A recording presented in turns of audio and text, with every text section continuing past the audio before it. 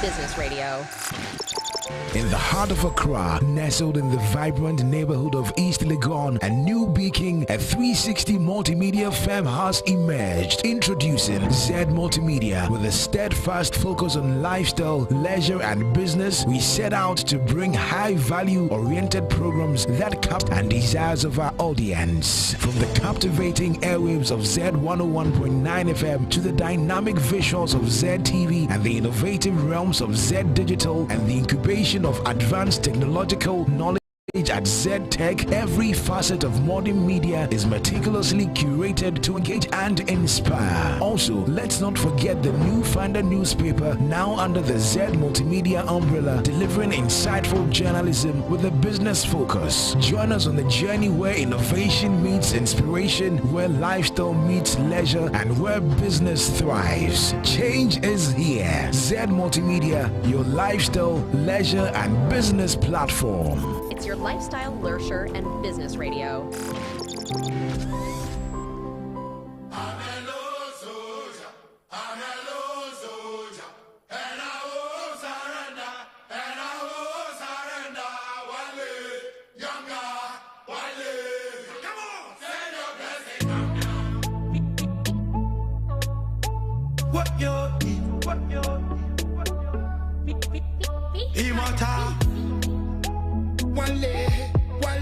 Send your blessing, come down.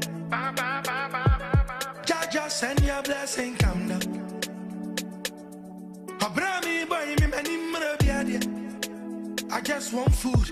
Jaja, send your blessing, come down. Yeah, send your blessing, come down. Jaja, send your blessing, come down. Opportunity so but to quiet on London. Me, I just want food. Jaja, send your blessing, come down. Yeah. Me, my brand jealousy. Me, I go pony me casa. Me, my brand jealousy. Me, I go pony me casa. And me, kwana me yana. What you eat? Send your blessing, come down. 1, 2, 1, 2, what? Every day talking, not. Woman, you miss a bill panache. Woman, you miss a bill panache. My am a day. Wale, daddy, send your blessing, come down. 1, 2, 1, 2, what? Every day talking, not. Woman, you miss a bill panache. Woman, you miss a bill panache. My am a day. Wale, daddy, send your blessing, come down.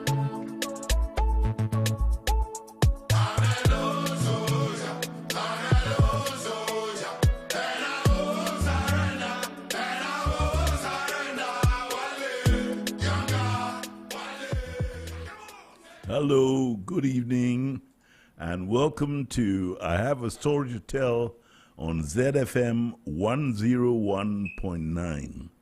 My name is FRITZ BAFFOUR, and on Tuesdays in the evening, we have an interaction with people who have extraordinary stories to tell. The music you just heard was Shadawali and Amrado. It's not my sick tune, but I just love the music. It just sort of peps me up, and so that's why I get my engineers to play it when I come in. Anyway, today we've got on the program the second edition of the third season of I Have a Story to Tell, a wonderful young lady who has a wonderful story to tell, an extraordinary to tell, and her name is Amma Labi. Amma, welcome to I Have a Story to Tell on ZFM 101.9. Much, Uncle Fred. I'm happy to be here as well. Good. You are a counselor. You are doing your master's in counseling and therapy and all that kind of thing. And we're happy that you're here on our program. I'm a Labi. And when we say Labi, then we say, she must come from the mountains. Is that right? Yes, that's right. Which one? The higher one or the lower one? The lower one. I caught her out because the higher one is Kawu and the lower one is a Krappim, isn't it? Yes, it is. All right. I'd like you to tell us a little bit about yourself as an intro. So, yeah, tell us. When were you born and what schools did you go to and how did you grow up? That kind of thing. Okay, thank you very much. I'm once again happy to be here. And so I'm Amma Instromalabi. I attended Okwapiman Secondary School, completed in 2007. Afterwards, I've done a few, life has thrown me here and there. So there's been a lot of lessons learned where I wasn't so sure what I actually wanted to become. So I had to go around in circles before settling in the counseling sector. But I did a few courses in security, cyber security, security intelligence and forensic studies. And also I've done project management professional courses, and then I did journalism in ICM UK. Yes, and basically that has been it. It's been a runabout circle journey, but gracefully there's been more like a fulfilling and satisfying moment getting into the mental health sector. All right. Yes. Yeah. Yes, you've told us about, but where were you born? Were you born in Accra? So I was born in Latte Kyopem from, right. I think, Kubase. I'm so not sure. So yes, but I'm born. I was born in Latte. Both parents coming from Latte. Okay. Yes, please. And have you ever been? Do you go back home to Latte? Yes, please. I do. I actually left Latte in 1998 when Mom was transferred to Accra to continue her job with Accra Polyclinic, La Polyclinic. Yeah. So we had to join and then come in to see life in Accra. So basically that's all right. So before you came down, you said you went to Okwapiman. Yes, please. Which is one of the formidable schools in Ghana. Yes. What was it like being a student of Okwapiman? It was very amazing and interesting because when I went in, coming from a pastor's child going to school, your school uniform, my school uniform was it was on the floor because I needed to represent my parents, my father being a pastor. So you couldn't show your knees at all. That's fascinating. Yeah. Yes, at a point in time, I was actually preaching in classes here and there, and then I love dancing. So a day came, they were playing Sakwaba by Castro, and I jumped to the dance floor, and so my nickname at Okwas is Sakwaba, and that was one of the intriguing moments at Okwapiman. I had a lot to learn, but then I was still not. I was lost, I would say, because I needed navigation through life there. So I tried having fun, but because it's not something I'm used to, I either try and then quell up, try. It wasn't a smooth journey. Yeah, being a pastor's child is not an easy thing. At all. Can you tell us a little bit about growing up as a pastor's child? Okay, so we are taught to be very cautious, and you are to do so many things. You are to say please so many times. You are to say sorry when you offend people. When you are basically to do a lot of things that you see other children not doing, and even at this age, not too old, I still find it difficult calling even my age mates by their names, because looking back, if you call anyone by just their names, you are going to be punished, or you'll be there's plenty of sister and bra and uncle and aunties. And I have to actually find daddy daddy. Actually, I have to call my colleagues lady so that I don't feel too bad calling them by their name. So it was tough growing up as such. Yeah, and then you said after you told me earlier that after you left Okwapiman and you started doing a few things, You went to Nigeria. Yes, please, I did. And so we have something in common because we Wow. and so how long were you in Nigeria for? I think 1.5 months or 2 Yeah. months, yes. But it was a real life experience that I believe I needed. Why do you say that? Because I'll start from what even pushed me or inspired me to go there. Apparently, Mom was finding it difficult to pay my journalism school fees, and we were sucked out of exams hall. And I felt so bad for being a burden. Like, I felt I was a burden on her. And so, to avoid feeling this bad, because you see her go through a lot, even though she was doing well, she had to be helping other people. So, I decided to go to Nigeria. And I got there. It's not the usual experience where you know that people really show care, because that's what I'm used to. People, it was real life in your face. So you get to a place where you've been connected to someone who is supposed to help you, and this person actually doesn't want to help you on the free note, like the godly basis where the Bible, we are taught that you are to be there for your brother and sister or a neighbor. I was shocked, and it has taken me a whole lot of time to really come to accept that I don't know, but I don't know if I'll be using the right words, whether living according to the Bible versus the realities of life.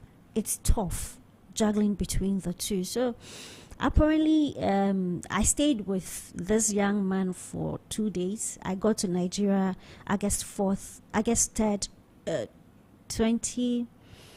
2009. And by August 6th, he wanted to have his way. And I told him, look, if I wanted to do this, I would have done that in Ghana, because there are lots of good people who would even give me better offers than what you're offering me. And he decided to push me out.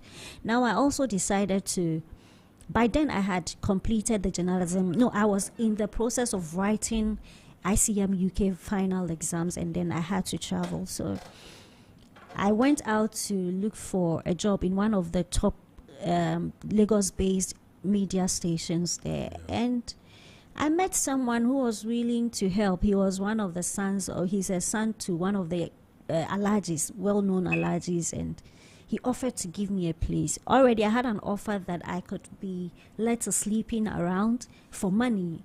It's easier because I only have to sleep during the daytime and then go on night to get money. So this young man offered to help, the son of the Alhaji, and we went. That time Indomie was fresh in the system, so he bought me some. I was happy that, oh, finally I've met someone who spoke my language, the language of being caring and tender. As at 2 a.m. he started getting touchy, and what actually helped me was the trouser, what I was wearing. Oh, it's difficult to pull down from the waist, and gracefully he didn't have his way, but it was really a great, it's an experience I never get to forget, but I have forgiven and I've taken lessons from. So because I didn't allow him, he had to sack me out of the room, and we were two young men and then myself. And the other young man he had everything, but he's also perching. There is nothing he could have done to help. Now, perching is when you live in somebody's house, Exactly, when Daddy. you're as an unwanted guest in reality. Yes, Daddy, exactly. I see. Okay. So he gave me 200 naira, and then the Alhaji's son also gave me about 500 naira, even though he couldn't have his way. Then I was in dreadlocks, my first dreadlocks, and he was playing reggae. So I was like, I thought you were a conscious man. While struggling with him, I was like, I thought you were a conscious man. Conscious man, I Jah will not forgive you. I said this, and I don't know what happened. He got angry and stormed out of the room and pushed me out. So I was on the streets of Ojota as at 7th of August. That's the dawn. So you can remember all these. Yes. It's very fascinating.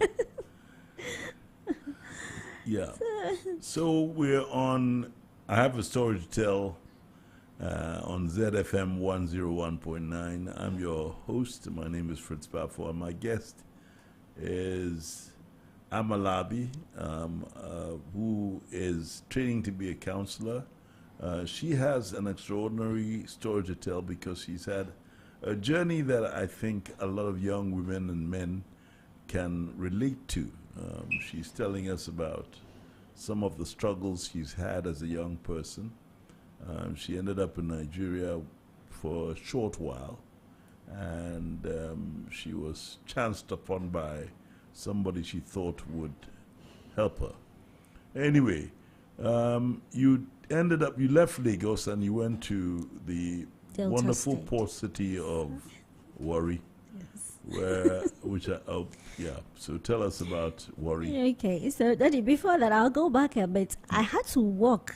I learned how to walk in Lagos from Ojota to Victoria Island.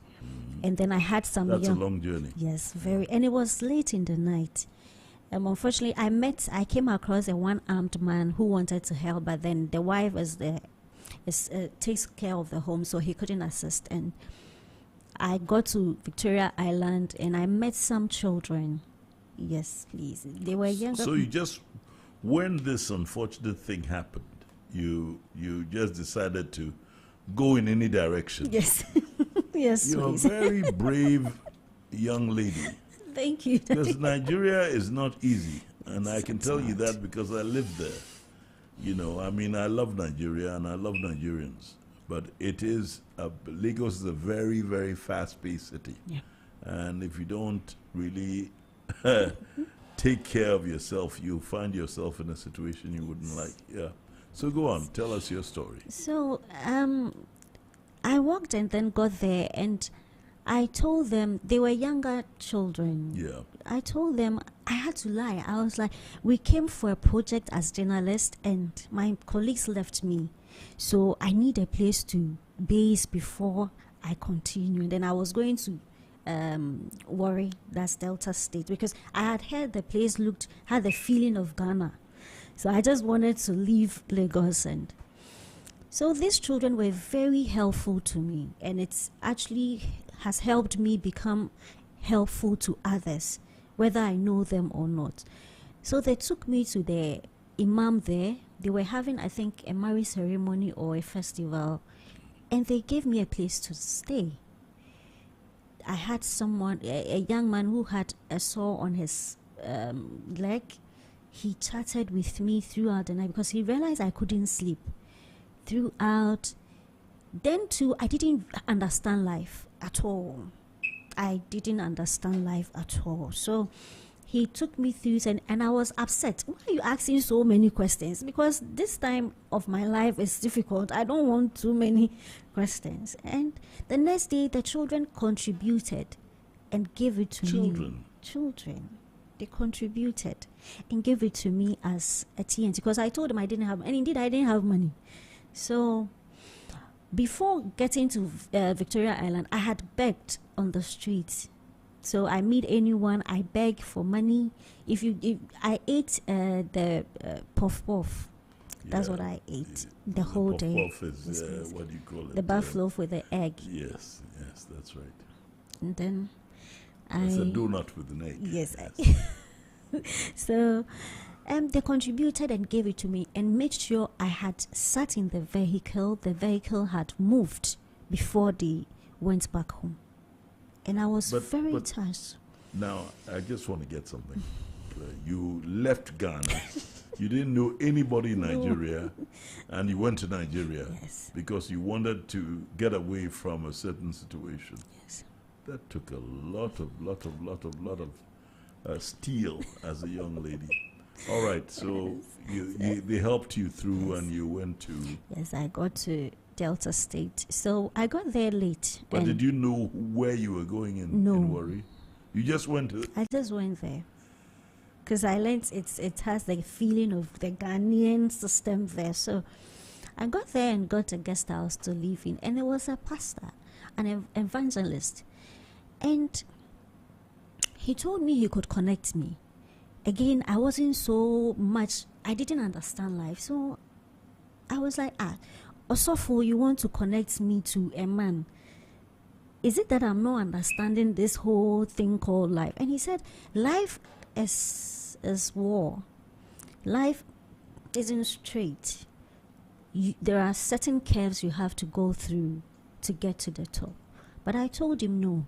I'd rather hold on and see what life actually had for me. So the next day I set out to look for a job, and then I saw a poster that they provide nannies. So I went there, and then fortunately the man said I speak good English according to him, and then he employed me.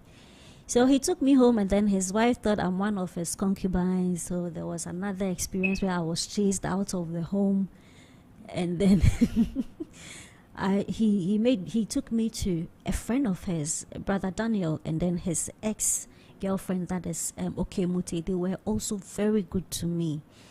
They had by then Prophet TB Joshua had just being discovered. He had just started preaching, and they used to tell me how much God loved me, and I told them, no, I come from a pastor's home. If God really loved me, he wouldn't watch my mother to suffer, watch me to be nearly raped, and I am here.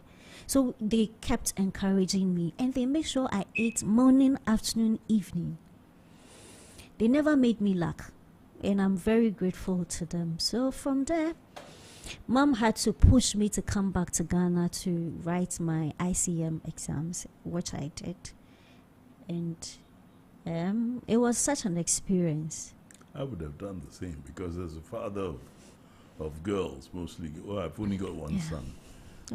I would have died if I realized my daughter was away somewhere without, as they say, in a canoe without a paddle. Yeah. So you are here, and you know what we do is we mix the interview with music. And what was the first song that she selected? That's Eyo by Asa. Asa. Yes. Asa is a Nigerian songstress, beautiful singer. And the song is what? Eyo. Eyo. What does it mean? It talks about, I used to love her music, but at a point I realized it was more channeled to too much of life's events which were negative, and she was expressing herself, so I wanted to move away from it a bit. Okay. You're tuned in to 101.9 FM, your lifestyle, leisure, and business radio. Looking round, you see other people making faces very cool.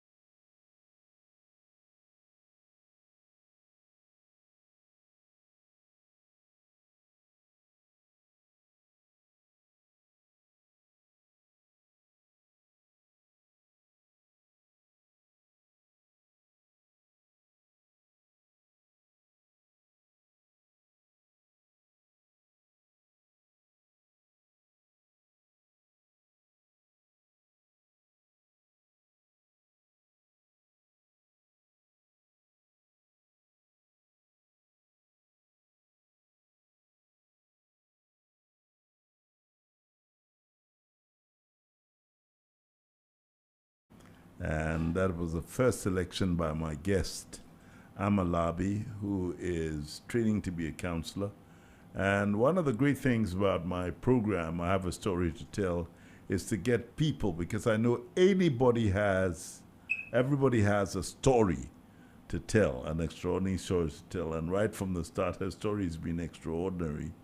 She was born in Ghana. She spent some harrowing times in Nigeria. She's back home in Ghana. And Amalabi will continue with her story. So your mother then compelled you to come back to Ghana. She did. And when you came back to Ghana, didn't she beat you for running No. away like that? So what happened? So my mom is the very nurturing mother, kind of mother, being a midwife as well.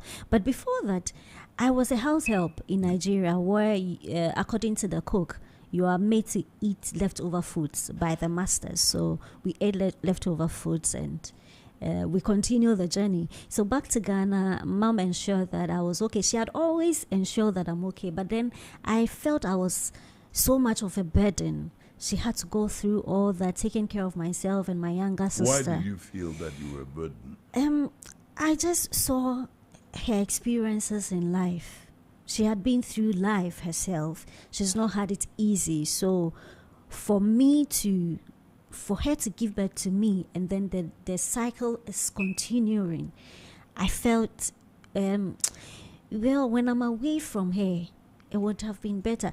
I've actually had That means you were giving her relief by being away. But Yes. you know that with parents, especially mothers, being away from them gives them even more stress. Yes. I didn't know all that earlier, but I felt I was rather doing good by staying away so that she doesn't have to toil so much for myself and my younger sister. And so I learned how to eat anything at all. I didn't have favorites until now. I still don't have favorites. Maybe from time to time I may. So yes, we came back, and then still in my dreadlocks. She wasn't okay with it, but I wanted that. Why? Because also we had a person in dreadlocks help us. I had heard people in dreadlocks are bad people, but for this person they are fetish. But for this man to actually help us, he didn't know us. I was like, no, they are good people. So I rather want to be in locks and as well champion or advocate for the people in locks are good and kind people. So But that's a generality. yes. Because in Ghana we have a lot of prejudices. I don't think that I don't think I can have dreadlocks because it's impossible by nature. I got bald when I was about 21, 22. Wow. But anyway, so yes, you said you were back home in Ghana. Your mother was relieved to find you back home in Ghana. So what did you do from there? Okay, so I continued to write my exams, the ICM exams, and well, all went well. And stayed home for a while, and then got the opportunity to work with a heritage newspaper as a writer and an intern. No, I started with Adom as an intern and then moved to Heritage newspaper also as an intern. And then gracefully, I had the opportunity to interview Rocky Dauni when he Yes. was first signed on the Bob Marley Tea Company. Yeah. And I had I interviewed him and then had the first entertainment story on Heritage newspaper, and it was reviewed on one of the radio stations, and it gave me a shoot up. And Right. yes, please. So I was doing more of feature articles, opinionated articles, and I was addressing issues in general. Later, I was promoted to the acting entertainment editor, and then I moved to Scratch magazine, where I was also there to help as well. And then, yes, GhanaWeb.com. I joined them to the newsroom, made deputy entertainment. I started as a contributing writer and then promoted to deputy entertainment editor. Then along the line, I have the passion for investigations. So I did bits of investigations and here and there. So most of my articles, I usually take my time to write them, to gather my facts right before you put them out. Yes, please. So basically, those were the media times. And then I also had the desire to help people. There are some media people that I had so much zeal to support them, even though I didn't have the resources to. But I wanted to. They also needed the resources and help. I wished, I don't know, it almost looked like I was so much not out of the world, not in touch with reality, because I had the desire to help. I don't have the resources, but I still yearn to help, probably because of those experiences and how I knew I wasn't going to see the children again, but I can still impact on other people's life, but I couldn't. So it was more like empty promises, just talks, no actions. And sometimes I feel bad about that. If I had the resources, I could have helped lots of people. So there was an element of frustration in you. Yes. In the way you were doing things. Yes. I was just out of touch. But did it impact on your ability as a writer, as a journalist to do your work, that frustration? No, it didn't. But I usually would want to write about them, but the information I needed were not what I was getting. So I start writing and I had to stop, because it's not where I'm not so much into the promotional bits, but you have facts, you educate people and you inform people. So it was a bit dicey, very dicey for me there. But basically we moved from there. So now you did your writing. Yes, please. You worked for several media organizations and everything, but right now you're doing counseling. Yes. And you're concentrating on, I have to say it, on you want to be a sexual therapist. Yes, and all that. We'll come back to that later. Sure. But what is the second song that you've selected?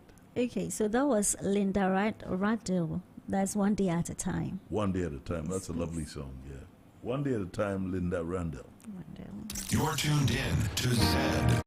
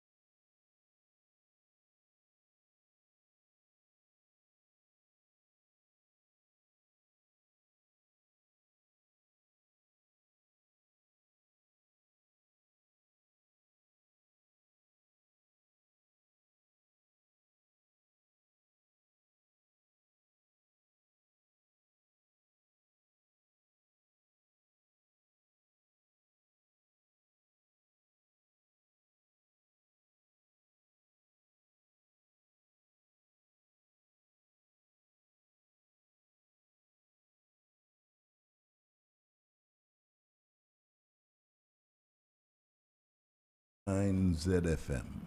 And the program on air right now is I Have a Story to Tell. And the theme of this program is to get people with extraordinary stories to tell them to the world. And I've been very fortunate today to have Amma Labi, who is a writer, and she's a licensed, actually, counselor, but she's now doing her master's at UCC in counseling and therapy.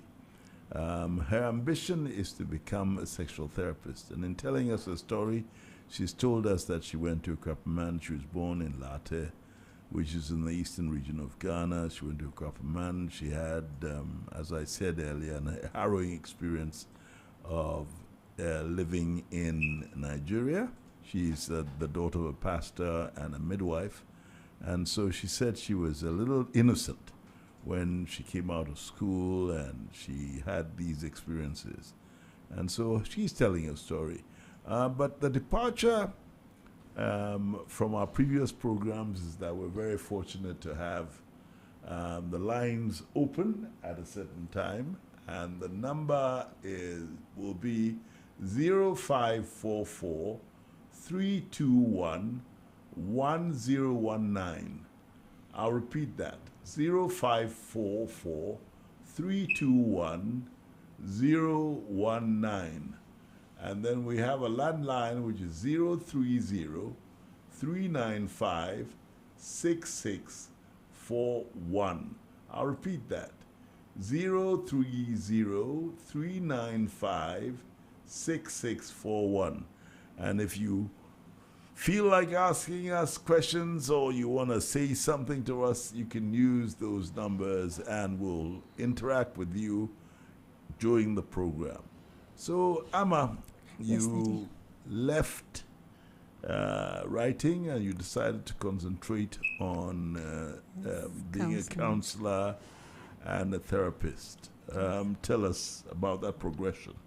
Okay, so basically, it looks like usually we don't pay much attention to the emotional needs of people around us, our children, friends, parents, and so I had difficulties managing my emotions. And then there is... How did that manifest itself? When you say you have difficulty managing your emotions, how did that manifest? Okay, so Nigerian time I was 19 years when I went to Nigeria. So coming back, and I think around 20, I was 25 years and thereabout. At my, I think basically at a certain age, there are certain things you should be able to manage. But I couldn't interact well with people. I hoarded pain. When I'm hurt, I couldn't express it for the fear of being made to feel that you are not kind enough, or you are just making issues out of nothing. So I was used to hoarding pain. I keep them, and when the day it's full up and I bust out, I bring up issues from as far up back as so many years, and people are like, "Unye normal, you are a psycho." But they didn't understand that a lot has gone on, and I have I've bottled it up, and I couldn't just express myself as much as I should. In terms of emotions. Yes, so that please. If you had an emotional crisis, you couldn't vent At as all. they say in English. Because I was scared and the next thing, if I vent, I may not use the right word and it would topple up the issues, and I'll be made to look, already I looked smallish, and now I'm looking fleshy by God's grace. And people used to ask, "Oh, yeah, no pain," and I used to feel so bad. I used to get angry, and I'm like, "Go and ask my mother. Take her number." I would actually, I felt so bad about myself. So a personal experience and a personal feeling propelled you to do what you want to do. Yes. Carry on with your story. I should be telling your story for you. So I just couldn't express myself for the fear of being tagged as a bad person because I knew within me I was a good person, but I couldn't love myself. I couldn't appreciate myself. I was living based on people's judgments and descriptions of me. So it took a while. I actually encountered an issue where I had to meet up with counselor Kweku Ejumata. He told me, Amma, you have lots of good things in store of you. You need to let go of the past. You need to let go, forgive your parents, because I had taken offenses to their giving birth to me as the stature that I was. And I just didn't understand, basically. So, and I was blamed for a lot of issues. I wouldn't want to go there. So he helped me out. He said, if you want to really see change, you have to embrace and accept yourself. I thought I had, because I learned how to walk in heels at even times I was down. And so I you thought moved that, from Osofo bar to rock and roll bar. yes, because I was going to the club to learn how to DJ. I just didn't want to be the normal Osofo bar that you are not able to express yourself for the fear of church members saying no Osofo bar pani and all that. So after meeting Counselor Ejumata, it served as an eye-opener. At the time I met him, there was a serious issue at home that I had to move. My mom wasn't in support, but I felt, wow, I me cry because you've sacrificed a lot and I'm not bringing anything home at that time. So, Mami fifth cry so that I said, me signed to so as at age 28, 30, me that's what you are not telling me. So you had a guilt trip yes. on the fact that you were reliant on your mother. Exactly. And you wanted to free yourself from that. So you went into this aspect of life where you felt that you could help people because you'd been through the same thing. Yes. Yes. So I made a call. I was looking for a place to study counseling. I had called GPC and they said I needed to go through before I can become a licensed. Explain GPC. So that's Ghana Psychology Council. That's yes, right. And so what do they do? I mean, you got the opportunity to tell us about the GPC.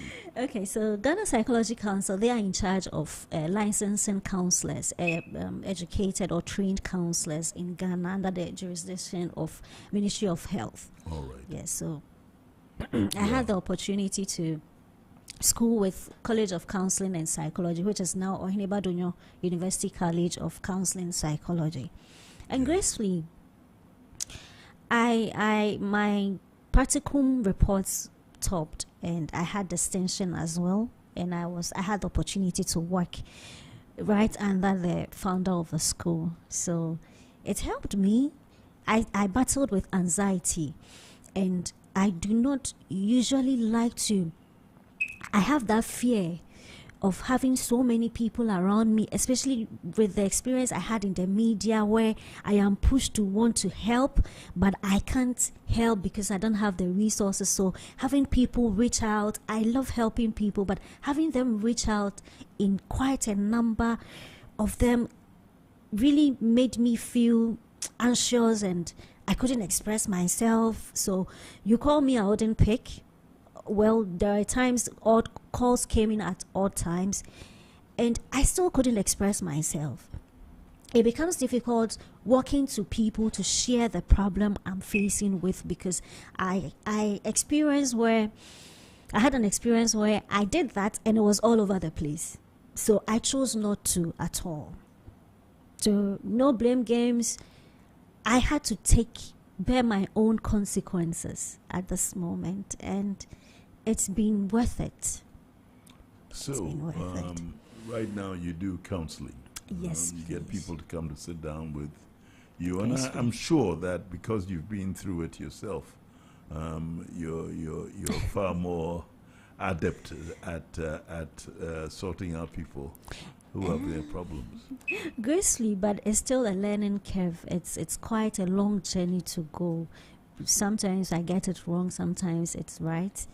But it's because sometimes the emotion, it takes me back to the little experience I've had in life, and it feels like, oh, I need to help this person. Then I remember you said it, but you couldn't do it, so be calm about it. So gracefully, we're still learning to get more knowledge and wisdom in helping people. Now, you've been in the media, you've been in counseling. I've seen that in the media now we have quite a preponderance of counselors, people giving all kinds of advice. And sometimes that advice is suspect. What do you think of the profession and the vocation that you've chosen? Are we doing it right in Ghana? I would say yes and no, based on the platform, because counseling is guiding, it's not advising. I see. Because you have to guide the person for them to make their own decisions.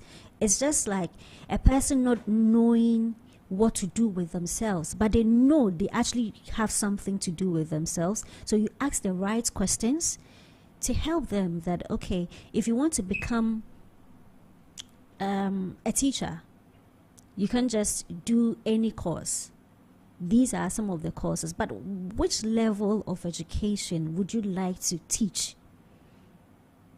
Now, this is where the person explores. So you explore with the person than advice. The advice may be, with the aspect of advice, it will come from your own perspective, which may not work well with the client or the other person. Then on the media, people are bound to share their opinions about issues. But in the counseling room, you don't advise, you guide. You help people navigate through their difficulties, emotional difficulties, decision-making difficulties, and all that relationship difficulties. And so you now work at a clinic. Yes. And you have a psychologist, and then you assist the psychologist. Yes and no. Yes. All right. Now, earlier when I asked you this journey, where do you want to end? Do you want it to end professionally? You said you want to concentrate on sexual therapy. Why that particular discipline? Basically, it's also from a personal experience as growing up as a girl child. You, whilst developing from 0 to 5 years, getting certain things right is difficult when you are not guided. So you grow up trying to explore both the right way and the wrong way. So I thought, okay, people are walking about claiming to be into LGBT, claiming to be straight, but in reality, they are yet to find themselves, the sexual aspect of themselves. And also, it looks like there is so much issues to take care of that makes lots of couples and even individual people not enjoy sex as much as they should. Because here's a case or an instance where you try exploring or being adventurous and you're tagged as Oya Kalabone.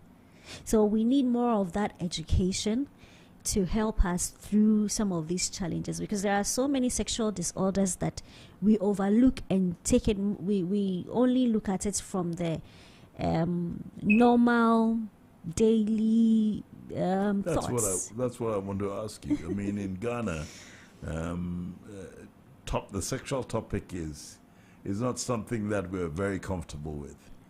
You know, so it's going to be a tough task for you. Yes. But how do you think you're going to navigate around that? The prejudices and the perceptions that we have.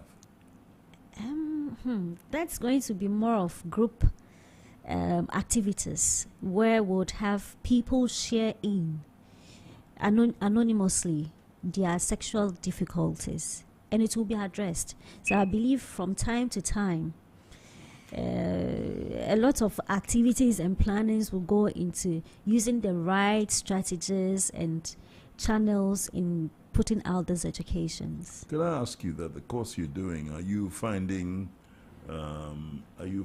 any confidence in what is being taught to you? Do you think that it's helping you and that it will be efficacious when you're actually going to be doing your actual work? Yes, yes, it is. Because when I joined the guidance and counseling class at UCC, I was going through a tough moment.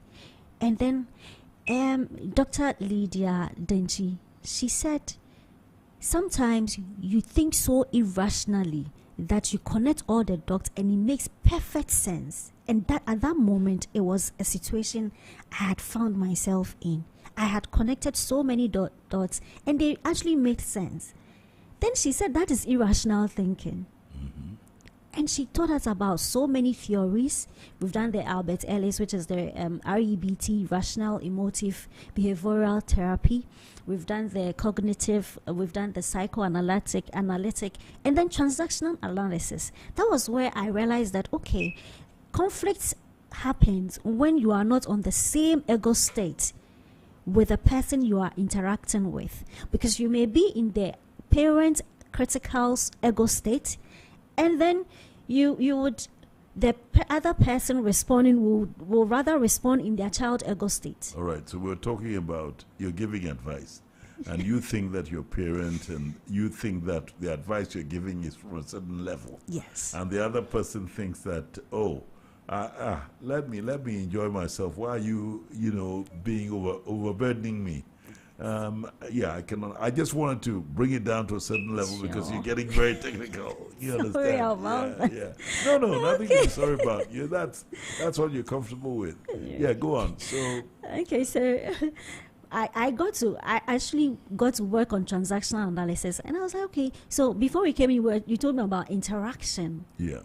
Instead of communication. Yeah. And then I realized that, yes, it's interaction indeed, because you may be speaking to an older person, and then this older person will respond to you in the child state, where they are playful, they are impulsive, they wouldn't give whatever they want to talk about a thought, but they just talk like a child would. But you speak to a child and the child matches the energy at the adult state, and I realize that, okay, so that is what makes interactions perfect, void of conflicts. So I got to understand, and usually I keep telling people that whatever you learn, apply it, because through application of these theories, it helped me understand life, because realities of life versus what you think it should be gives you an unexpected results. So it helped me understand that these are some of the bases. Aside personalities, that's the open, the sanguines, the temperaments, and what have you. It's helped me really understand. And back at ODU CCP, we had the temperaments test done, and then I came to realize that, okay, so this is why I behave the way I do. So in reality, from listening to you, you've been searching really for yourself. Yes, please. And so in all the things that you do, it's actually in search of yourself. Yes, please. Listeners out there, I have Amalabi, who is a very young lady who is doing counseling. She's been counseling, and she's been telling us about her own personal experiences. And these are the lessons and the extraordinary stories I want people to listen to on this program. I have a story to tell on ZFM 101.9. And ZFM has a theme, which the ZFM says is LLB, lifestyle, leisure, and business. And we're talking now about lifestyle, because, the way you behave is what informs your lifestyle, your expectations, and everything.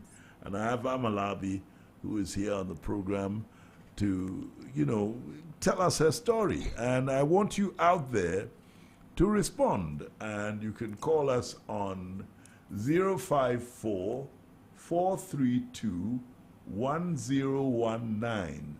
I'll repeat that, 054 432 1019. And the landline is 030 395 6641.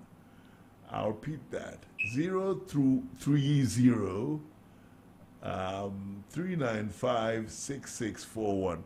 Please call us if you have something to say or a question to ask. Amalabi is my guest on I Have a Story to Tell on ZFM 101.9. And before we go back to her, let's have some music. What's the next song? I have here a very good guy. Emmanuel is here. He's my... Pardon? Nathaniel Bassi. Yeah, that's a Nigerian name. Anyway, Bassi is from Calabar or something like that. Yeah, what's the song? Someone at the Door. All right. Z 101.9 FM.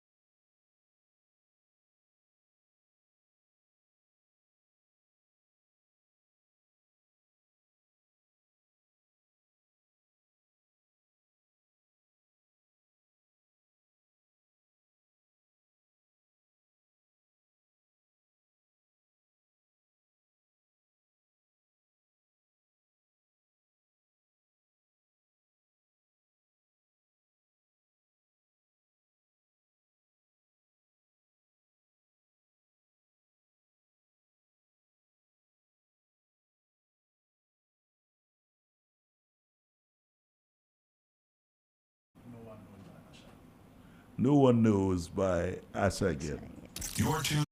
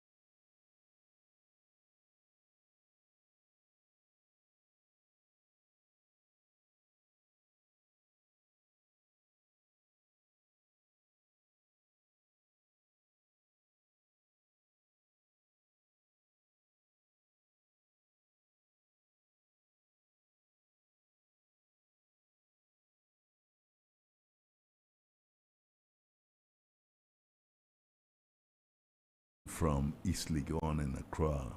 And the program on air is I Have a Story to Tell. And I'm your host. My name is Fritz BAFFOUR. And my guest is the mercurial Amalabi, who is a licensed counselor. And she's told us a story, a very harrowing story from the beginning. She grew up early days in Latte, and then she went to Kwapman Secondary School. She spent some time in Nigeria.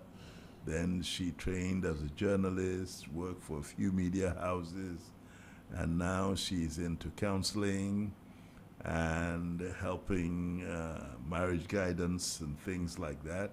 And she says she wants to become a sexual therapist, and so she's doing a master's towards that. So she's the one in the chair right now, and we've talked about so many things, and we've gone from the secular to the theological, and we're going back to the secular. Sure. Yeah. It's been very tough in Ghana economically over the years. I'm not being political here, but Ghanaians are complaining that it's been tough for them. In your vocation, what has the environment, the fact that people are suffering from various economic pressures and are looking for solutions to their problems, in your work, what has been what you see and how we can deal with it? That's your advice to Ghanaians. Okay, so we've had people come in with financial issues, crisis, and how home is being managed. Then again, usually I'd say that sometimes we live beyond our means, where we want to match up or be on the same level with some friends. So it's more like a lifestyle competition. So instead of living within our means, we live beyond our means. We are not saying it's bad to. Are you seeing a lot of that? Yes, I would say, because it looks like there is always that silent competition amongst wives and then husbands. Everyone wants to show that, oh, things are okay, even though we keep complaining. So there is always that need to have something new instead of managing with what is actually there. So what you're saying is that we're not comfortable within ourselves. There's something that we always want outside. Yes. And how do you deal with that? Because it is a negative. It is negative. So we look at you getting to know yourself, your inner self, your personality, and then we look at how best we can help you, because your upbringing is a factor. The kind of environment you've lived in is also a factor. So if you lived in an environment where there is always high competition, or way back in school, or your parents made you feel that you always have to win, we have to rechannel the negative reinforcement to a positive reinforcement, where we tell you that wherever you are in this life, you have to be there to learn certain life lessons, because you keep repeating the same cycle of life and you are getting the same results. So you will not have to come out to blame others, but you also need to consider your choices, your lifestyle, your understanding and perspective to issues, than just apportioning the blames and also feeling that you deserve better. Of course, we all deserve better, but at the end of the day, you need to live within yourself. You need to be calm within your soul, within yourself. You need to accept wherever life has placed you now. Things may have been good some years back, and things are not like that anymore. You don't need to overly feel bad about it. Accept the moment. Yeah, but that, we mentioned it before, the influences from outside. You see a pair of shoes and you think you're comfortable with your shoes, and then somebody comes up with something very special that you feel that you should have. There's nothing wrong with that, but how do you deal with that kind of thing, where there's a certain element of covetousness, that you've seen something that you feel that you should have? How do you deal with controlling that urge and making you comfortable within your own skin? Okay, so there is this saying, or it's been consistent. Each month has something new coming up. Each day there is new innovations, new inventions, new way beautiful and high quality than what we are seeing to be quality now. So we rather encourage you that look at your priority list. What is very important to you now? Is it the pair of shoes, as you used as an example, that matters most to you now? Or there is other pressing important things that you need to deal with? If you still believe that the shoes are way important, then we can only ask, would you then want to get it? We won't say don't get it, but we can only draw your attention to the fact that you have to set your priorities right.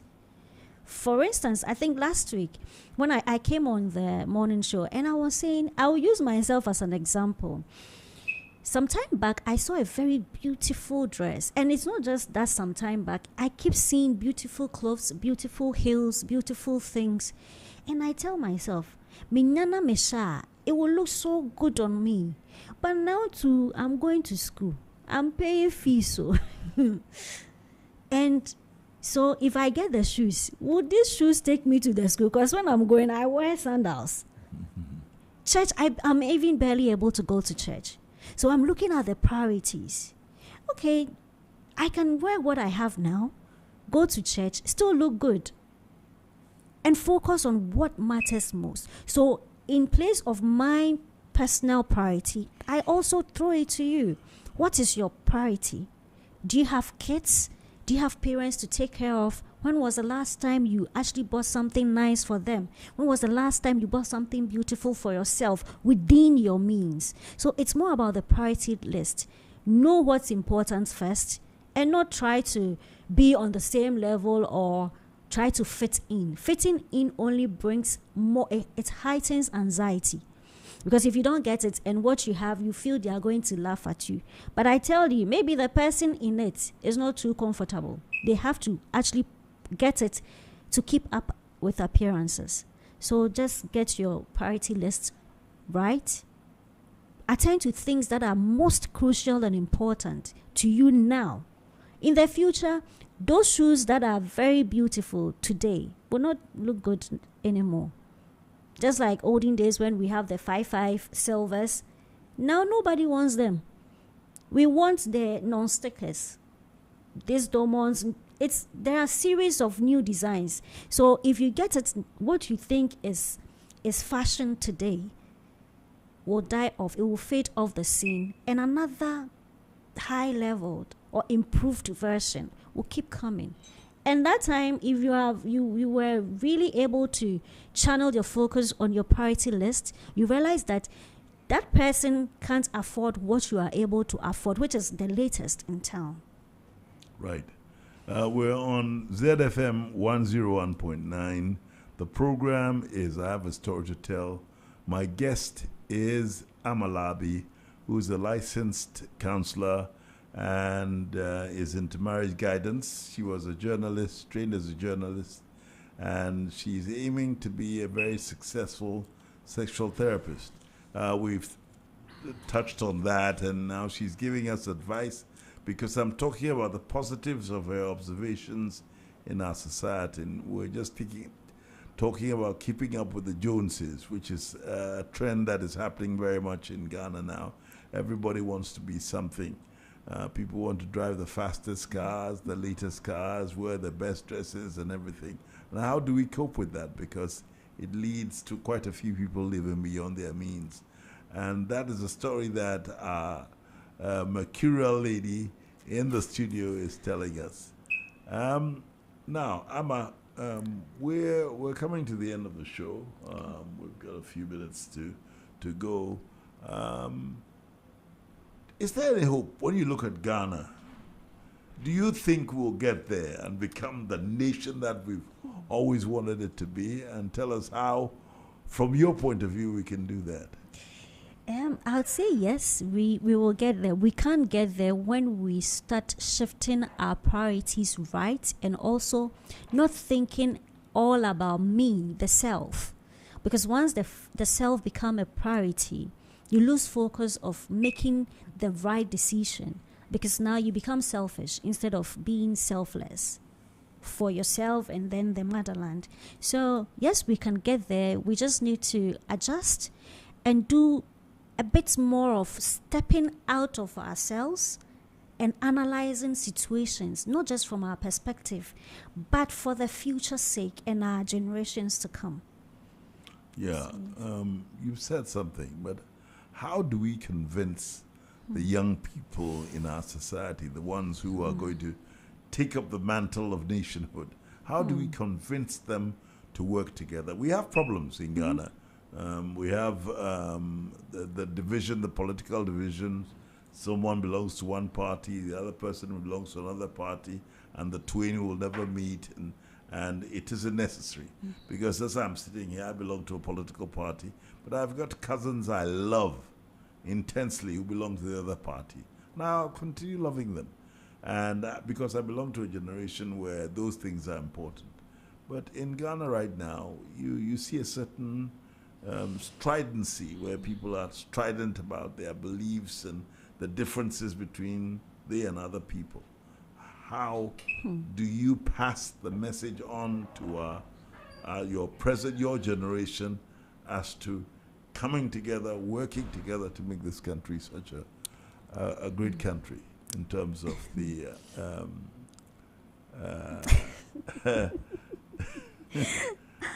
I would say willingness. The willingness to come together to find a common goal will help. It's going to be difficult, but once there is someone to champion it, I believe people would be willing. Quite a number of us do will we be have willing. to rely on someone? Can't we rely on ourselves? Isn't that in itself very powerful?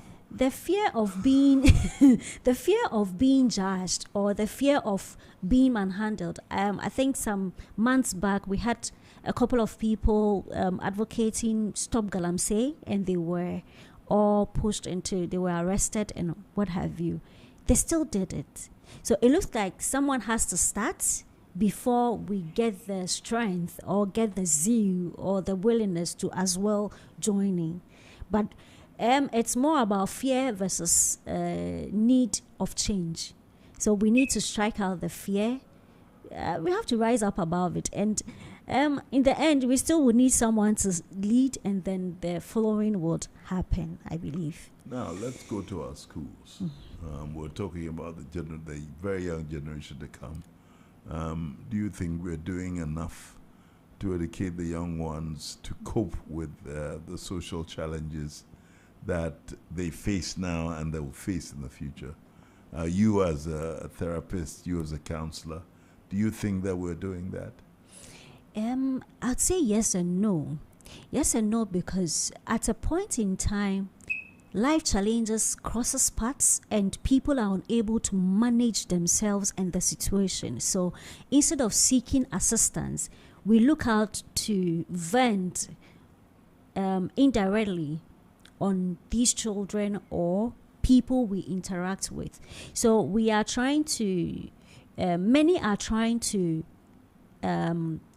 teach or change the educational system from their perspective, because a lot is happening in the schools where guidance and counseling staffs are not allowed to only focus on counseling, but have lessons or subjects that they have to go to the class to teach.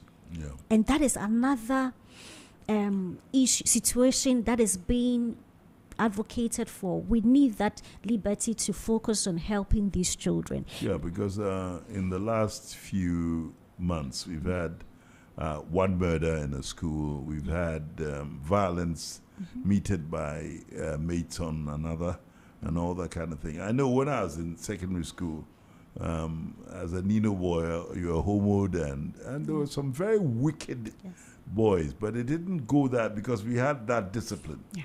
But in Ghana now, I believe that your work is needed in schools. And so what are you doing with your fellow counselors to try and promote counseling in schools?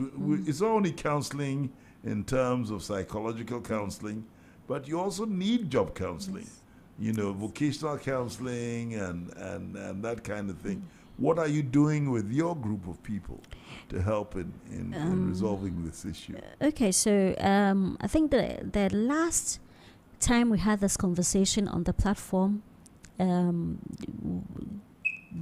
think the leadership had met with some of the education leaders, GES leaders, and it's being worked on. And I've seen some screenshots from them, some documents where they are looking to really ensure that counselors are made to focus on just counseling with non-teaching activities, and they will be supervised by either assistant headmaster or headmistress. And how do you reach out to parents too? Because, children also, there's an impact of the family life. Yeah. If the family life is not happy, it affects the children. That's true. So how do you also reach out to parents and people who have children in order for them to mentor their children or to give them the necessary guidance to go the right way? this is a tough one because it looks like parents are very much busy with life, doing their best to provide and give comfortable lives to their children. So even getting them access to them becomes difficult sometimes. But with this virtual mode of interactions, I think we can look forward to using Zoom platforms and many other virtual platforms, Teams, to pull them together, build a communication. So you're talking about outreach. So Yes, what kind of outreach programs would you envisage to help families and schools and institutions so that at least we could get some kind of solidity in our social life in this country? So we are looking forward to the PTA being firmly established again, because it was off, and then now it's going to be reintroduced. So we are looking forward to it really coming back strongly, where we can have interactions with the parents, possibly, yes. Okay. We're talking to Amalabi, who's a licensed counselor, who's doing a master's in counseling, and she's been telling us her life story, which has been a very interesting one. She's talked about her own demons, the demons she had to face and overcome in order to get where she is, which is part of the reason why we have this program. I have a story to tell, for people to tell us the extraordinary stories that they have, because I think everybody in this world has a story. So I do not focus on the legends and the icons, though some of them have been on this program.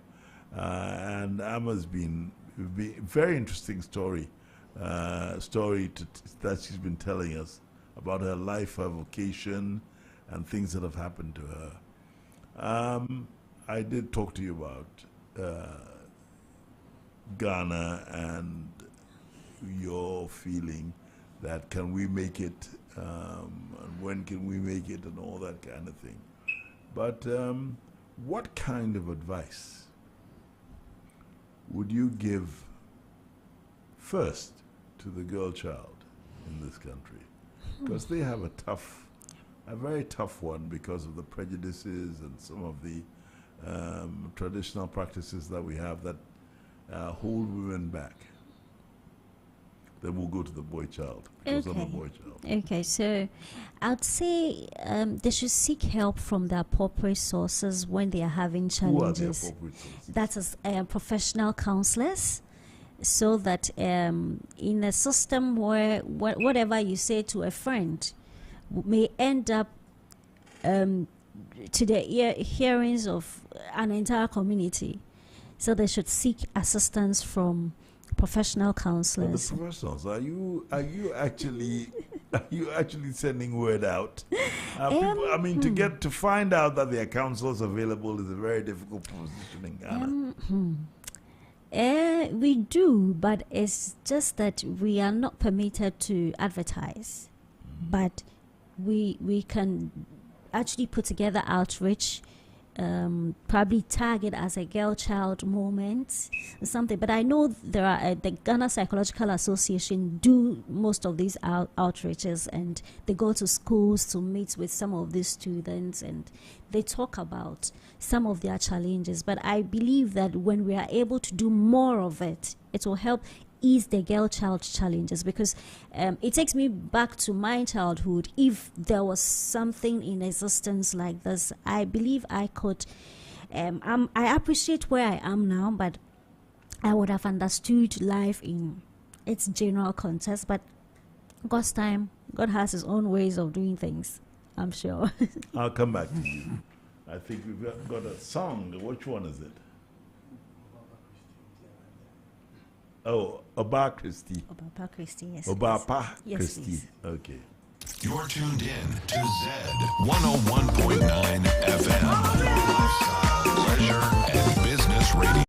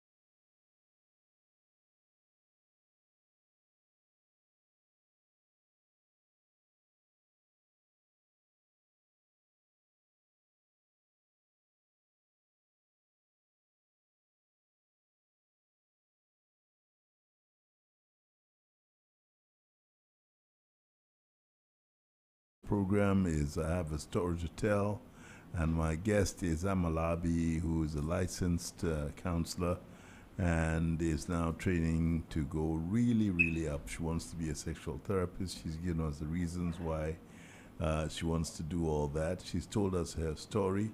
Her life journey has been not an easy one, a very difficult one.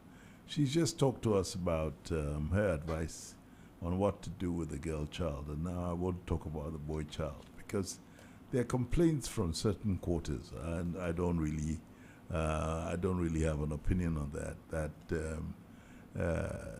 Society is now, giving far more advantages to the girl child than the boy child, and that we shouldn't leave the boy child out, because he has a very, very important part to play in our society. So tell us about what you feel about what we should be doing about the boy child. Okay, so I believe that there's something called compulsive masculinity syndrome, where men or the boys are trained to not cry in public, or even not cry in private when they are pained or hurt. But I believe it's time we undo some of these teachings and trainings, because the boy child has been made to feel that he is to be a provider. He can't show emotions, or it's bad for a male person to show emotions. But in reality, the only difference between the male and the female is the features. At the end of it all, we are all humans. So the boy child needs as much attention as the girl child needs, because we are getting men who are abusers, we are getting men who are murderers. These are built up hurts, built up pain that has been stored. They've not had anyone to share with for their fear of being stigmatized. And so as much as we are talking about caring for the girl child, we need to as well make room for the boy child. I had an initiative for men. Let's celebrate men. We can always, on the 8th of March, we celebrate women so much. And then on 19th of November, which is actually International Men's Day, we hear nothing. Then we come to May, Mother's Day. June, we don't hear anything for the fathers. And these men are doing amazing.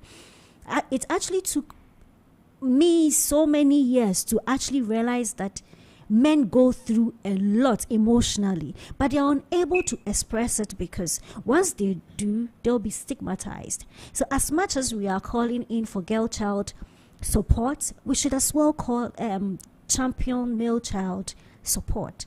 So as much as whatever we are doing for the women, we should do same for the men, so that if we're looking out for having good relationship, healthy relationships in both romantic and then marital, then we need to be there for each other. Other than that, we'll have men who have been abused from childhood, or they are so used, or they've grasped the concept that men are not to cry, men are not to show emotions, men are men, men is hard. You have to be hard guy to show that you're a man.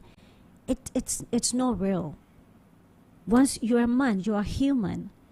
Yeah, but isn't that, this is, I know that men play certain roles in family life, but I find out that when I'm interviewing people, they talk more about their mothers than their fathers, because it seems as if in our society, women carry that burden of bringing or nurturing children. And I'm a father, but in most cases, they look at the women that way, and so the men are left on the side in a certain way.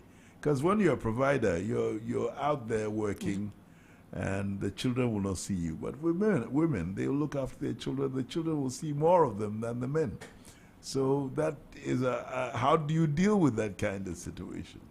I think that it's about time And our I'm not taking mothers, sides. yes, it's about time our mothers come clean, because when you're from a single parent home and you don't take care, you may hate your father because you are with your mother.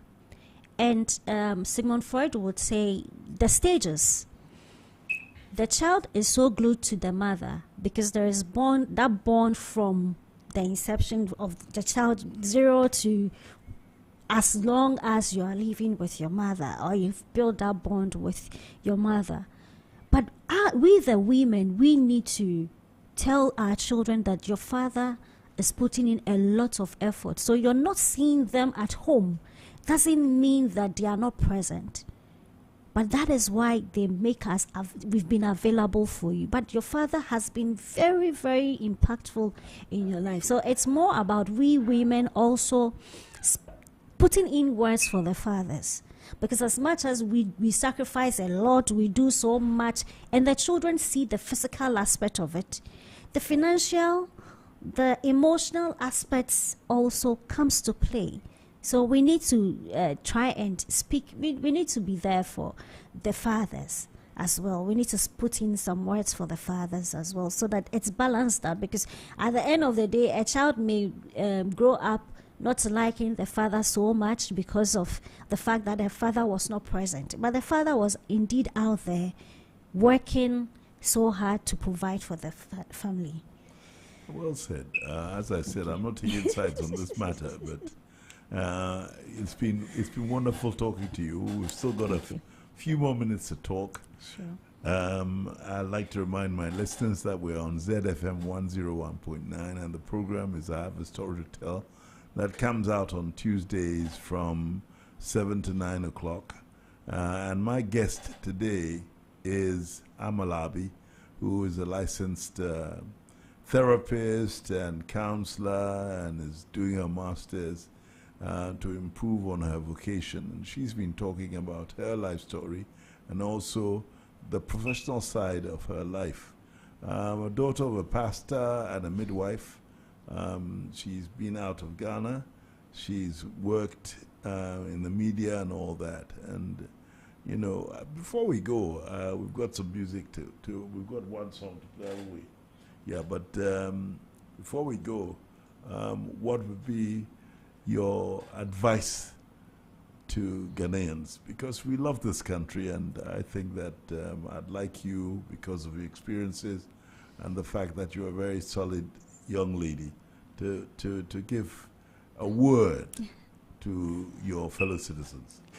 Okay, I'd say that we should look out for to develop ourselves more, to look to the positive aspect of every situation, no matter how difficult it is. We should look at the positive aspect, join forces together, look out for solutions together. Though it's going to be difficult because everyone has different upbringing, IQ levels, educational background, experiences, and what have you. But once we find a common ground to make Ghana work as much as we all wish it will work, it will happen. It is possible to become a reality for us all. Amalabi, the song that I have is You Raise Me Up, isn't it? So let's listen to that, and then after that we'll say our goodbyes to our listeners.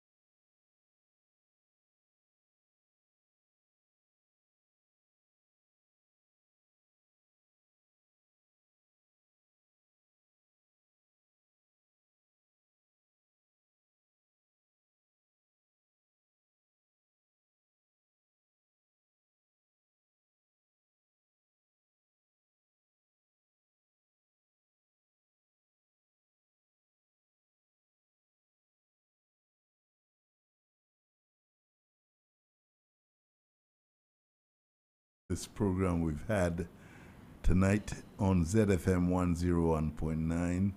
My guest has been Amalabi, who is a licensed counselor and is a wonderful human being. She's been through a lot and she's been very honest and shared it with us today. I'd like to thank you, Amma, for coming on the program. I hope we'll have another session sometime to come. Sure. But this has been Fritz BAFFOUR on ZFM 101.9. The program is I Have a Story to Tell. And as I go out, I'd like to thank Emmanuel, my engineer, Pascal, my producer, and all the ones here. I have a friend out there called Joe Midoansa who said I should give a shout out to him today. Joe, well, I've done it. So, and to all the others out there who've been listening, God bless you all, and let's make a date, same time next week. Let's have fun. God bless. You raise me up to more than I. You're tuned in to Z 101.9 FM.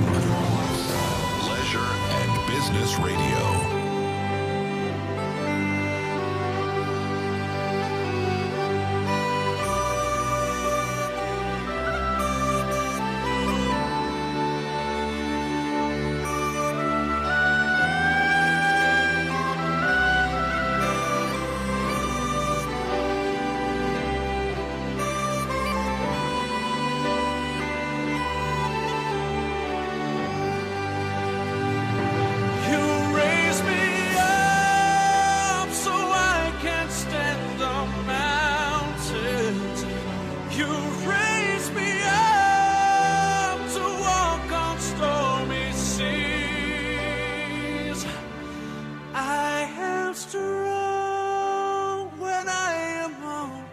Shoulders,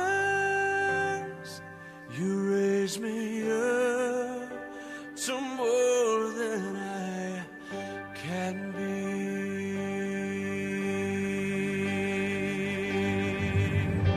There is no life without its hunger. Each restless heart beats so imperfect. But when you come and I am filled with wonder, sometimes I think I glimpse eternity. You raise me up, I can stand the mountain. Business Radio. The stormy sea, and I am strong when I am on your shoulder. Oh, you raise me up to more than I can be.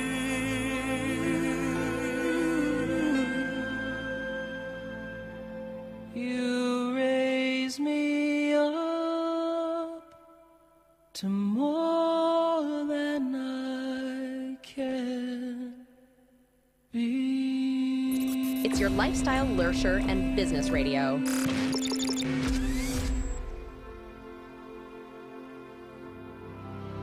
It's your lifestyle, leisure, and business radio. In the heart of Accra, nestled in the vibrant neighborhood of East Legon and New Beijing, a 360 multimedia farmhouse emerged.